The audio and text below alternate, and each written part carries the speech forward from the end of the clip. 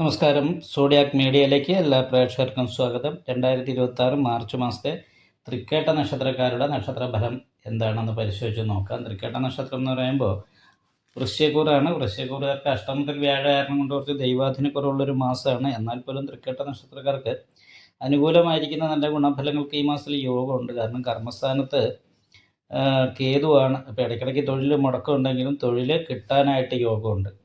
അപ്പോൾ തൊഴിൽ ഉള്ളവർക്ക് തൊഴിൽ സ്ഥാനക്കയറ്റം പോലുള്ള കാര്യങ്ങൾക്ക് യോഗമുണ്ട്. എന്നാലും കുറച്ച് അലച്ചിൽ പോലുള്ള കാര്യങ്ങൾ, അല്ലെങ്കിൽ ഒരു സ്ഥാനചലനം പോലുള്ള കാര്യങ്ങൾക്ക് യോഗമുള്ളൊരു മാസമാണ്. എന്തായാലും 5ാം ഭാവത്തിൽ ശനി നിൽക്കുന്ന കാരണം കൃത്യനിഷ്ഠക്കുറവ്, അലസത, നിരാശ പോലെയുള്ള വിഷയങ്ങൾ അനുഭവത്തിൽ വരാനുള്ള സാധ്യതയുണ്ട്. അപ്പോൾ അത് കാരണം പ്രത്യേകം ശ്രദ്ധിക്കണം. അതുമാത്രമല്ല, നമ്മളുടെ സംസാരം ചില സമയത്ത് നമ്മൾ കളവ് പറഞ്ഞു എന്ന് പറയുന്ന രീതിയിലുള്ള വാക്കുകളൊക്കെ കേൾക്കാൻ ഇടവരാൻ സാധ്യതയുണ്ട്. കളവ് ചെയ്തു, കളവ് പറഞ്ഞു എന്നൊക്കെ. അപ്പോൾ അത് കാരണം കൊണ്ട് നല്ല രീതിയിൽ ശ്രദ്ധിക്കേണ്ട ഒരു സമയമാണ്. 5ാം ഭാവത്തിൽ സൂര്യൻ നിൽക്കുന്നത് കാരണം എപ്പോഴും മനസ്സിനൊരു ടെൻഷനായിരിക്കും. ഒരു പിരിമുറുക്കത്തോടു കൂടി ഇരിക്കുന്ന ഒരു മാസമാണ്. എന്നാൽ തൊഴിലിൻ്റെ കാര്യത്തിൽ പ്രശ്നമില്ല. ദാമ്പത്യ സംബന്ധമായിട്ട് അനുകൂലം തന്നെയാണ്. 7ാം ഭാവാധിപതി ശുക്രനോ 5ാം ഭാവത്തിലാണ്. മനസ്സിന് ഇഷ്ടപ്പെട്ട ആളെ വിവാഹം കഴിക്കാനുള്ള യോഗമുള്ള സമയമാണ്. പുതിയ പ്രേമബന്ധങ്ങൾ തുടങ്ങാനുള്ള യോഗമുണ്ട്.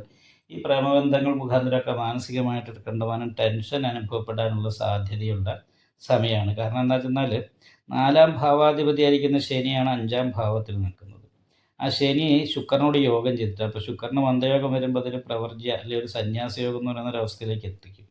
അവിടെ അഗ്നികാരകരായിരിക്കുന്ന സൂര്യൻ ശനിയോട് ചേർന്ന് 15ാം തീയതിക്ക് ശേഷം നിൽക്കുന്നത് കാരണം കൊണ്ട് മാനസികമായിട്ടുള്ള സംഘർഷം വർദ്ധിക്കാൻ സാധ്യതയുണ്ട്. തൊഴിലുമായിട്ട് ബന്ധപ്പെട്ടും വിവാഹവുമായിട്ട് ബന്ധപ്പെട്ടുള്ള വിഷയത്തിലാണ് മാനസികമായിട്ട് ടെൻഷൻ വർദ്ധിക്കാനായിട്ട് സാധ്യത കാണുന്നത്. അപ്പോൾ അത് കാരണം അയ്യപ്പക്ഷേത്രത്തിൽ നീരാഞ്ജനം വഴിപാട് ചെയ്യാനായിട്ട് മുടക്കരുത്. അതേപോലെ തന്നെ സൂര്യൻ ശിവക്ഷേത്രത്തിൽ ശംഖാഭിഷേകം, നെയ്വിളക്ക്, അഘോര പുഷ്പാഞ്ജലി മുതലായിട്ടുള്ള വഴിപാടുകൾ ചെയ്യുന്നത് നല്ലതാണ്. ഇനി വീട് വിട്ട് നിൽക്കാനുള്ള യോഗമാണ് കാണുന്നത്. 4ാം ഭാവത്തിൽ ചൊവ്വയാണ്. വീട്ടിൽ നിൽക്കുന്ന സമയത്ത് കുടുംബക്കാരുമായിട്ടും വീടിന് സമീപത്തുള്ളവരുമൊക്കെ ആയിട്ട് കലഹം പോലെയുള്ള പ്രശ്നങ്ങൾക്ക് യോഗമുണ്ട്. കാരണം രാഹുവും ചൊവ്വയും 2 പാപഗ്രഹങ്ങൾ പരസ്പര ശത്രുക്കളായിട്ട് ഒരുമിച്ച് 4ാം ഭാവത്തിലാണ് നിൽക്കുന്നത്. അപ്പോൾ കുടുംബ സംബന്ധമായിട്ടുള്ള ദോഷങ്ങൾ കാരണം കൊണ്ട് അഭിവൃദ്ധിക്ക് കുറവുണ്ടാകുന്നു എന്നുള്ള തോന്നലൊക്കെ ഉണ്ടാകാനുള്ള സാധ്യതയുള്ള സമയമാണ്. തറവാട് സ്വത്ത് കിട്ടാനായിട്ട് യോഗമുണ്ട്. അപ്പോൾ സ്വത്തിൻ്റെ കാര്യത്തിലൊക്കെ ആണെങ്കിലും ചെറിയ അഭിപ്രായ വ്യത്യാസങ്ങൾ പോലുള്ള വിഷയത്തിന് ശേഷമാണ് കൈവശം ഈ തറവാട് സ്വത്തൊക്കെ കൈവശം വന്ന് ചേരുക എന്ന് പറയുന്ന ഒരു യോഗമാണ്. അതുമാത്രമല്ല, കാലിൻ്റെ മുട്ടിന് വേദന പോലെയുള്ള പ്രശ്നങ്ങൾ ഉണ്ടാകാൻ സാധ്യതയുണ്ട്. ഇടയ്ക്കിടയ്ക്ക് സ്ഥിര രോഗം എന്ന് പറയാൻ പറ്റില്ല. ഇടയ്ക്കിടയ്ക്ക് കാലിൻ്റെ മുട്ടിന് വേദന ഉണ്ടാകാനുള്ള സാധ്യതയുണ്ട്. പിന്നെ തൊഴിലിൽ പ്രതീക്ഷിക്കാത്ത രീതിയിൽ ഇടയ്ക്ക് മുടക്കങ്ങൾ സംഭവിക്കാം. കർമാധിപതി നിൽക്കുന്നത് 5ാം ഭാവത്തിലാണ്. അപ്പോൾ തൊഴിലുമായിട്ട് ബന്ധപ്പെട്ട് മാനസികമായിട്ട് ടെൻഷൻ ഉണ്ടാകാൻ ഇടവരിക. ഇങ്ങനെയുള്ള കാര്യങ്ങൾക്ക് യോഗമാണ്. മാത്രമല്ല, കാമുകന്മാർ തമ്മിൽ, ഭാര്യ ഭർത്താക്കന്മാർ തമ്മിൽ ചില സമയത്ത് അപ്രിയമായിട്ടുള്ള സംസാരം അതുപോലുള്ള വിഷയങ്ങളൊക്കെ ഉണ്ടാകാനും സാധ്യതയുണ്ട്.